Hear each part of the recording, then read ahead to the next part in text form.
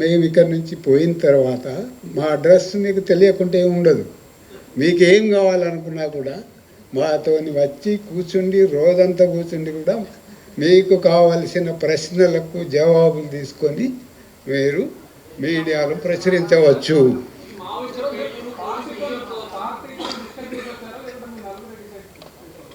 మేము నలుగురము అంటే నలుగురం అనుకొని రాలేదు. సరే, దాని వెనుక ఏదో కారణాలు ఉంటాయి కదా. ఇక అవన్నీ ఇక్కడ చెప్పుకోవడానికి మనకు టైం లేదు.